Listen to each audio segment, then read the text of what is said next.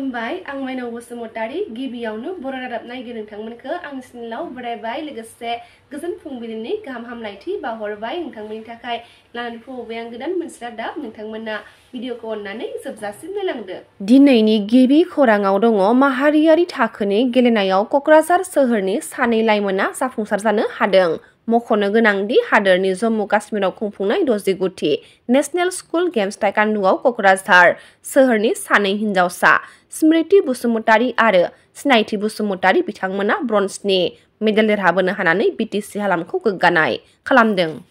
मोनसे दुखुनि खौरां बलिउडनि मुंदांखा फावखुंगुर धर्मेन्द्र बिथाङा 89 बोसोर बैसोआव रुंसारि जाबाय। मख'नो गोनांदि बलिउडनि गागि फावखुंगुर धर्मेन्द्र बिथाङा रुंसारि जानायाव हादोरनि गाहाय मन्थ्रि नरेन्द्र मदि बिथाङा गोथौयै दुखु मोननाय फोरमायथिदों। फिन आरोबाव मैया मोनद' हारिनो एसटि होनायनि हेंथायै टिएमपिके एमएमके टिएमएमएमके आरो जनाय दखरा एबसुनि हेफाजाबजों बनजार लानानै गोख्रों सोमावसारदों। मख'नो गोनांदि 22 नभेम्बर खालि मोनद' हारिफोरनो एसटि होनायखौ लानानै सावरायनाय जागोन आरो बेखौ 27 नभेम्बर खालि बिधान सभायाव गथायनाय जागोन होनना आसामनि गिबि मन्थ्रि बिथां डक्टर हिमन्त बिश्व बिथाङा फोरमायथिदों। लोगोसे गिबि हिनजाव थाखानानैबो आरो नैथि हिनजाव गदाय लानायनि सायाव आसामनि गिबि मन्थ्रि बिथां डक्टर हिमन्त बिश्व बिथाङा माखासे बाथ्राखौ फोरमायथिदों। मिया बुलिए नकওঁ हिन्दू মানুহেও বিয়া কৰায় দুজনলৈকে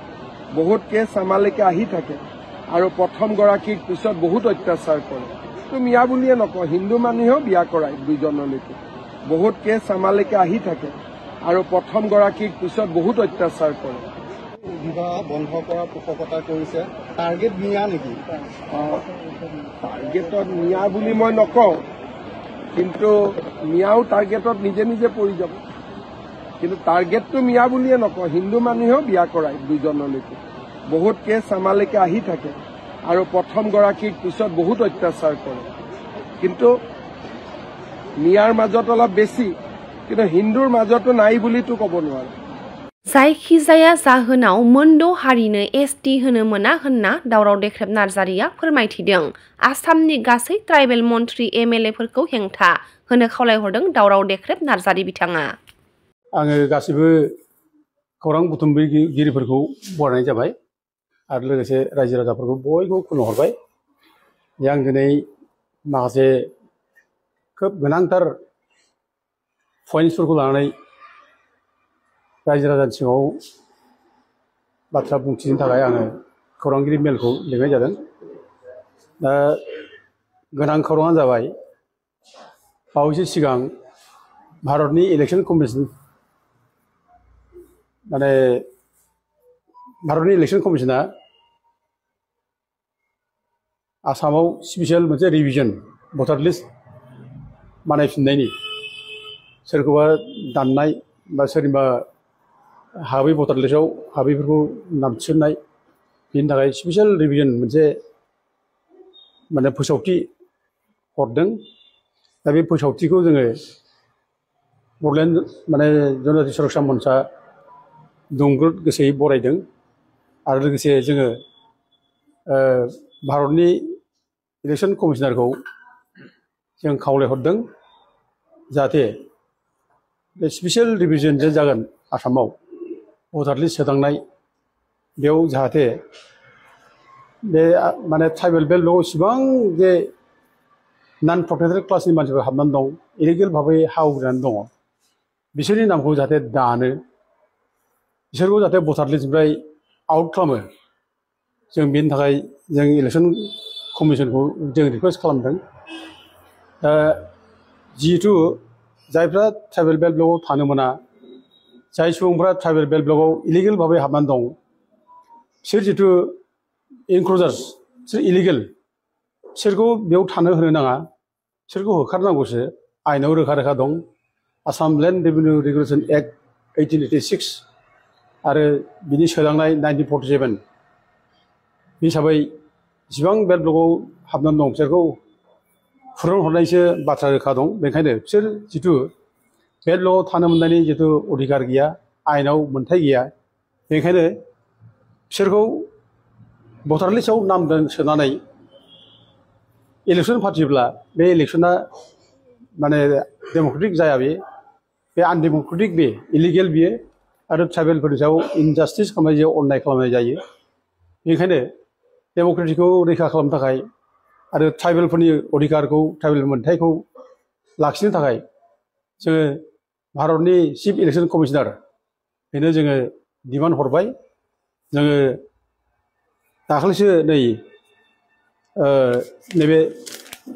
सेन्टिनेल पेपार बे सेन्टिनेल पेपारावनो आङो पेपारावबो रोखा रोखा लिरना होदों बेखौ 6 नम्बर पेजाव गिदिर गिदिर हांखोजों लिरदों नैबेयाव नै BGSM urges Election Commission of India to delete names of illegal encroachers in tribal areas बेखौ होननानै गिदिर गिदिर पेपाराव लिरना होनाय जाबाय आरो लोगोसे बे एखे पेपार स्टेटमेन्टखौनो नैबे आसामिया प्रतिदिन बे असमिया प्रतिदिन पेपारनि 13 नम्बर पेजाव बेवबो गिदिर गिदिर लिरना होनाय जाबाय बेयाव होदों ट्राइबेल बेल्ट ब्लकआव बेगदलखारि नाम भटार तालिकाफोरा कर्तनर दाबि बे भटार तालिकानिफ्राय नामखौ दानजोबनांगौ बिसोरखौ नामाव थिसननाङा ओमफ्राय बिसोरखौ नाम दाननायनि उनावसो माने इलेक्सनखौ फाथिनांगौ बे बाथ्राखौ जोङो स्टेटमेन्टआव होनाय गुबुन फारसेथिं KLOजों गोजोन गोरोबथा खालामै आरो ST खालामैनि सोरखारखौ गोख्रों रावजों सोंखारिदों KSDCनि मिरु कमिटिनि राङारि नेहाथारिया धन्यवाद খুব দুৰ্ভাগ্যজনক কথা যেহেতু 2023 চনত 17 জানুৱাৰী তাৰিখে আমাৰ KLOৰ আমাৰ অধ্যক্ষ জীবন সিংহ ডাঙৰীয়া